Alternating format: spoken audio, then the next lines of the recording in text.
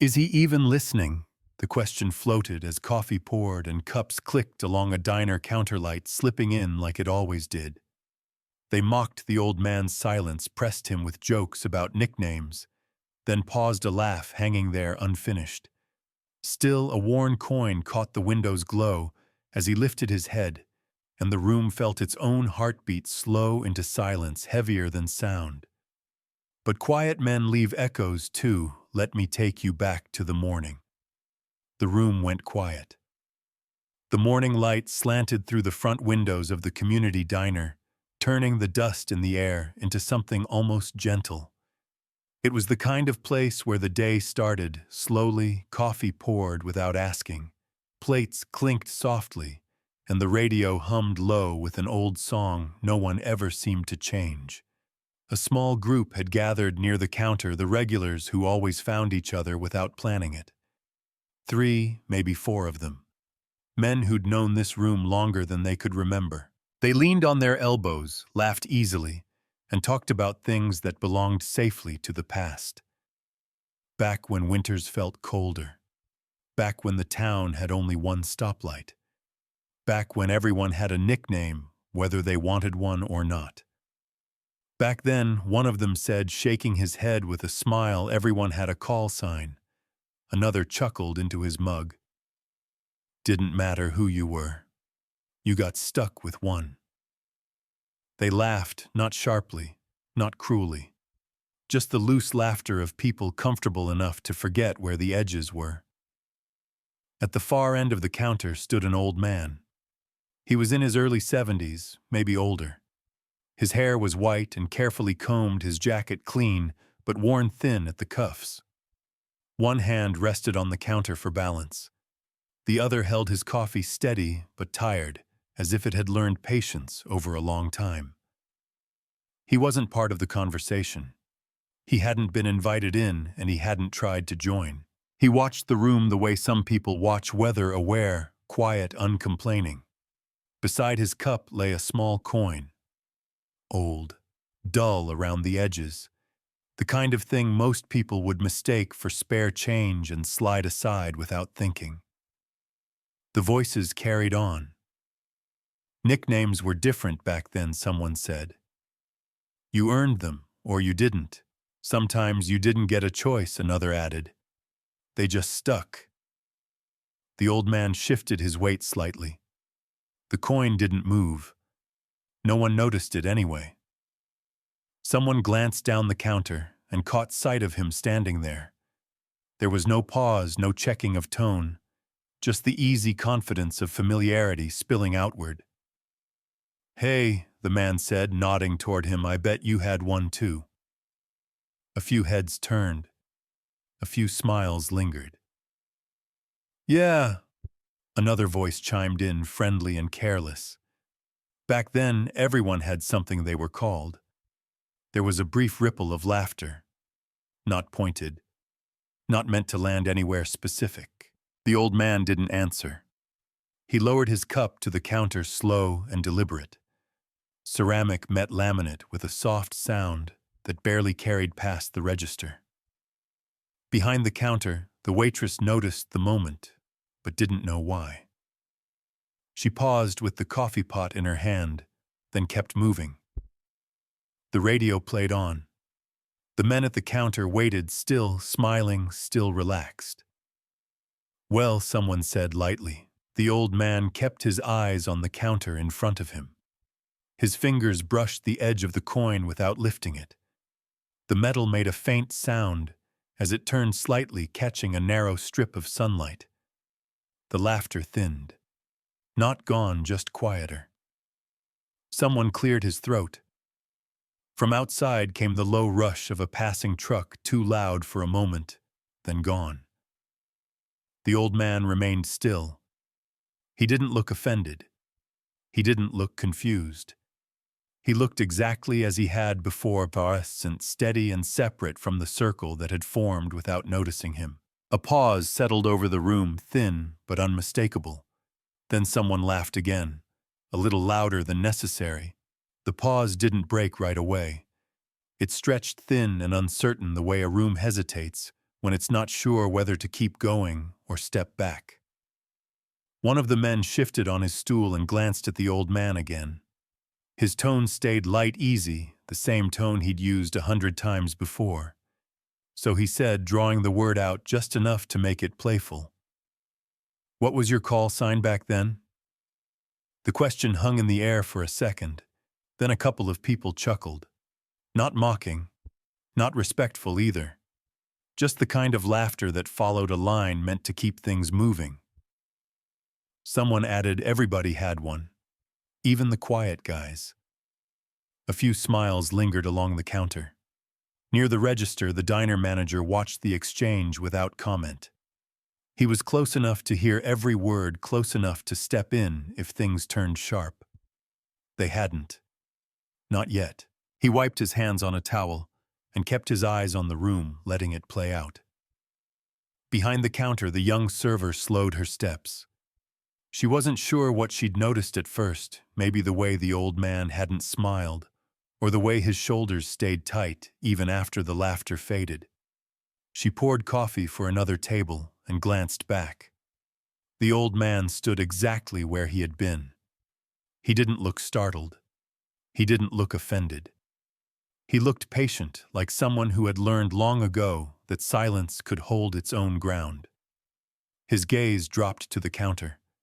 The coin sat beside his cup, dull and unremarkable until his fingers brushed it again.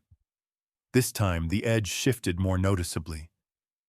Metal tapped softly against laminate, a sound so small it almost disappeared under the hum of the room. Almost. The server heard it. She paused, coffee pot halfway tilted, and straightened without knowing why. At the counter, one of the men leaned forward, squinting. "That a lucky coin?" he asked. Another shrugged. "Looks old." The old man's fingers curled slightly around the edge of it, not lifting it, not hiding it either, just holding it in place.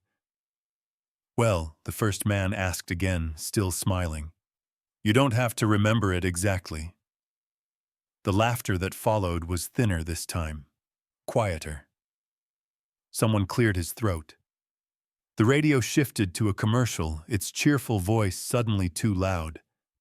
The manager reached over and turned the volume down without looking. The old man didn't speak.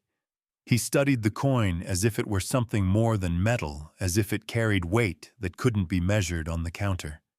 His thumb traced the worn edge once slow and careful.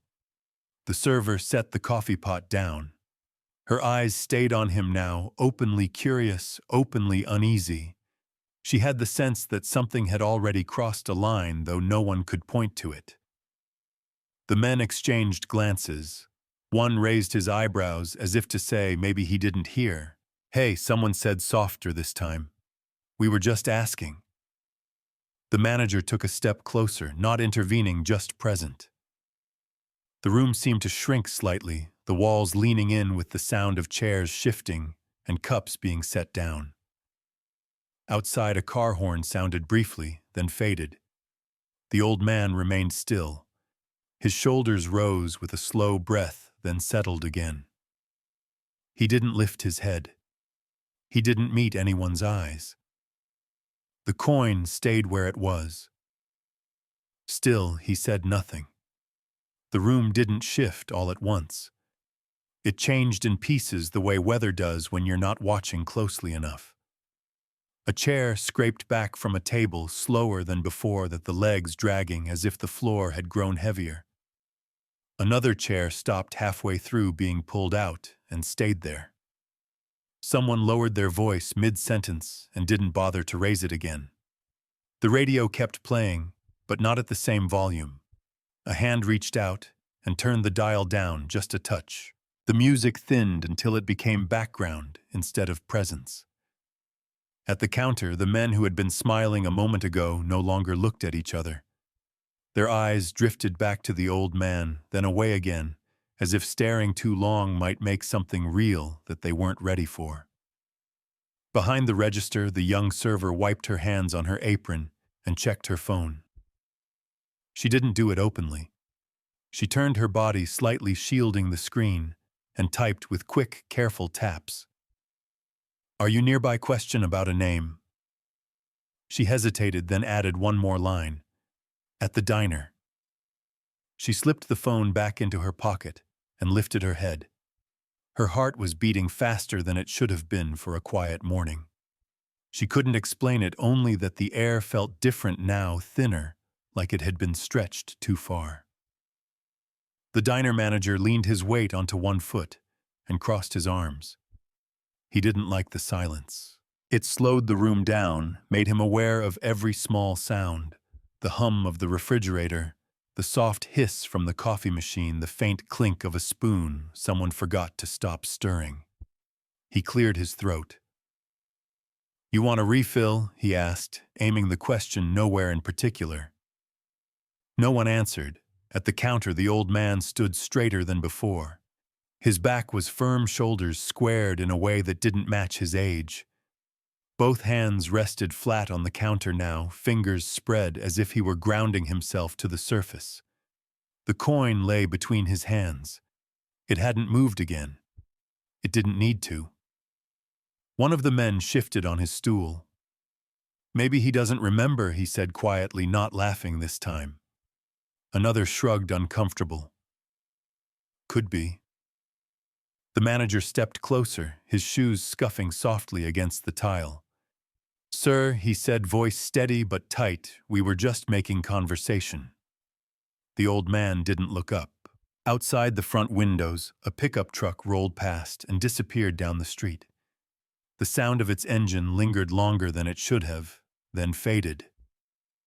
The young server felt her phone buzz in her pocket. She didn't check it right away. She watched the old man instead, watched the way his jaw set and released with a slow breath. He wasn't frozen. He wasn't confused. He was choosing something. The men at the counter stopped trying to fill the space. Their hands settled around their mugs. One of them traced a finger along the rim, without realizing it, round and round, until he noticed and stopped. The radio fell silent completely. No one remembered turning it off. The manager rubbed a hand over the back of his neck. The silence pressed in on him, firm but invisible, holding him in place more effectively than any rule he knew. The door at the front of the diner opened. An older man stepped inside, cap in hand, scanning the room as if he were looking for something specific. The young server's eyes flicked toward him, then back to the counter. The old man at the counter lifted his chin a fraction, not enough to meet anyone's gaze. Just enough to signal that he was still there, still present. No one spoke. Then the room waited. The old man lifted his head. It wasn't a sharp movement. It was measured, steady, as if he were answering something that had been waiting longer than the room itself. His eyes rose from the counter, passed over the coffee cups, the hands frozen around them, the faces that had forgotten how to smile. He spoke without clearing his throat. "Northwind." One word. Nothing followed it. No breath. No cough. No shuffle of feet. A spoon stopped where it hovered above a cup, silver held in midair. Someone's fingers tightened, then loosened, as if they had forgotten what they were holding. The coffee machine clicked once and went quiet, its low hiss disappearing as if it had never been there. The radio cut off. No one reached for the dial. It was simply gone. Chairs that had been half-turned stayed that way. A foot paused mid-step and never came down. Even the refrigerator's hum seemed to thin, retreating into the walls. The room went quiet. Not the polite kind. Not the awkward kind. The kind that feels complete, like a held breath no one wants to release. The old man's hand moved then. Slowly. He picked up the coin and placed it at the center of the counter between the cups and the elbows and the space that had opened around him. It made no sound when it touched down. The light from the window caught its surface. For the first time, people saw that it wasn't just old, it was worn with intention. The door at the front of the diner closed softly. An older man stood just inside, cap in his hand. He didn't announce himself. He didn't need to. He took in the scene in a single glance, the coin, the stillness, the old man standing straighter than his years should have allowed. He stepped forward and stopped beside the counter. That was his call sign. No one spoke. The words didn't break the silence. They settled into it. One of the men at the counter swallowed. Another lowered his eyes. A woman near the window brought her hand to her mouth and held it there, not covering anything, just resting it against her face as if to make sure she was still present. The diner manager stood rigid, arms at his sides now. He felt pinned by the quiet, held in place by something he couldn't see and didn't understand. The old man remained still. His hands rested on either side of the coin, not claiming it, not offering it away, just acknowledging it. Someone shifted their weight carefully, as though testing ice. The movement sounded too loud in their own ears, and they froze again. Outside, a bird lifted from the sidewalk and took flight. The soft beat of its wings reached the window and passed on. Inside, no one laughed. No one asked another question. The moment stretched, then softened, not breaking, but easing, like a tide that knows exactly when to pull back. The old man drew a slow breath and let it out. His shoulders relaxed a fraction. He didn't look around to see who was watching. He didn't need to. The older man beside him replaced his cap on his head and nodded once to no one in particular. The silence lingered, no longer sharp, no longer heavy, just real. The silence didn't shatter. It loosened. Someone shifted first, careful, as if the floor might give way beneath them. A breath went out at the counter, slow, controlled. The room didn't rush back to itself. It took its time learning how to move again. One of the men who had been laughing earlier reached toward the coin. He stopped halfway, then tried again. This time he picked it up with both hands, palms open, as though it were warmer than it looked. He studied the worn edge, the faint marks pressed into its surface, and nodded once to himself. He set it back down gently. No one made a speech. No one cleared their throat and announced regret. The moment didn't invite that kind of noise. The diner manager stepped forward, the towel still looped over his shoulder. He looked at the old man, then at the coin, then back again. His voice came out quieter than he meant it to. We didn't know, that was all. The old man inclined his head a fraction, accepting the words without ceremony. He didn't reach for the coin. He didn't push it away either. It stayed where it was, resting between them like something agreed upon. Behind the counter, the young server felt her shoulders finally drop. She hadn't realized how high she'd been holding them. She poured coffee into a mug and slid it across the counter, stopping it just short of the coin. "Here you go," she said softly. One of the men glanced at the register, then waved a hand. "Coffee's on me today." A few people smiled. The tension broke just enough to let the room breathe. The radio clicked back on low at first. Not music yet, just the familiar voice of the local station easing into the afternoon. It didn't fill the space the way it had before. It didn't need to. Conversation returned in pieces. Someone asked about the weather. Someone else commented on the pie cooling by the window. The sound of cups meeting saucers felt normal again, but different somehow, as if the room had learned a new rule it didn't need written down. The old man remained at the counter a while longer. He drank his coffee slowly. When he was finished, he reached for the coin and slipped it back into his jacket pocket, the movement smooth and practiced. As he turned toward the door, the older man who had spoken earlier caught his eye and gave a small nod.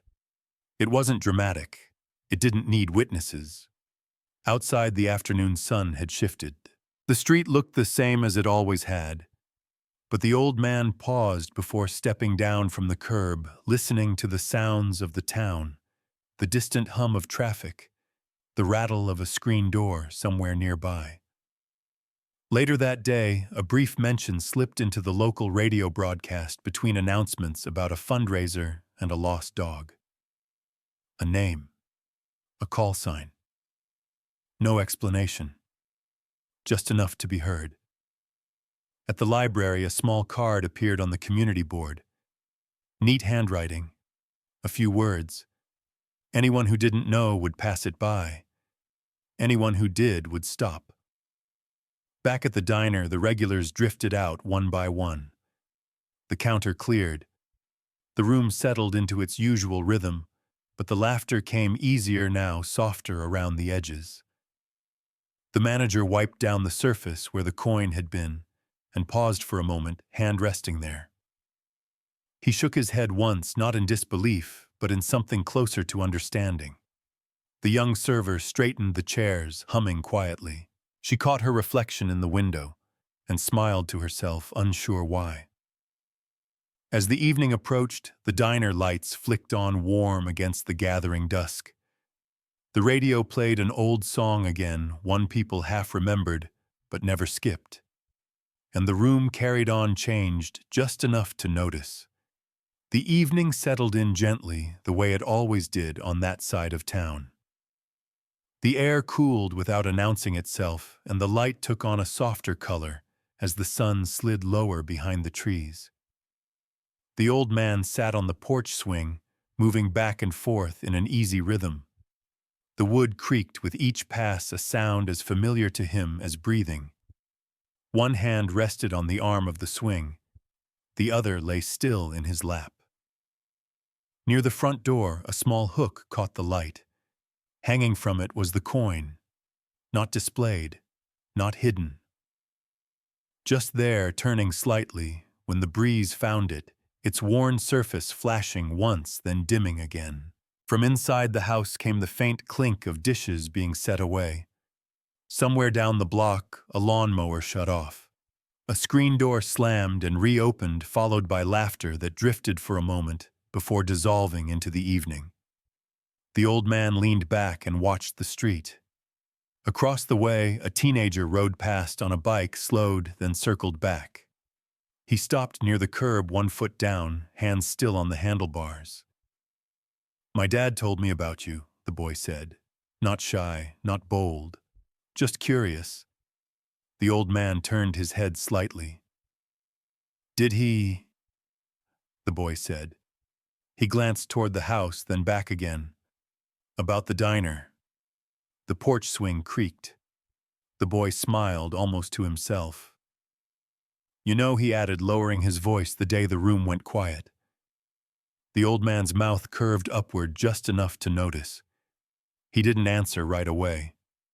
He looked at the coin as it caught the light once more, then returned his gaze to the street. "Stories travel," he said finally. The boy nodded, satisfied. He pushed off and pedaled away, the sound of the tires fading into the distance. The porch grew still again. Fireflies blinked on and off near the edge of the yard. The old man closed his eyes for a moment and let the swing slow on its own. In town, the diner lights glowed against the darkening sky. Inside, someone wiped down the counter, pausing briefly before moving on. At the library, a small card remained on the board, unremarkable to most, meaningful to a few. The radio played in living rooms up and down the street. Not the same song everywhere, but the same feeling, something remembered without being named. The old man opened his eyes and watched the last of the daylight slip away. He stood steady and reached for the door. As he did, the coin turned once more on its hook, catching the final edge of sun before the porch fell into shadow. Inside the house welcomed Hema with quiet. The town settled for the night, carrying with it a story that didn't need retelling to stay alive. If this story moved you, share it forward.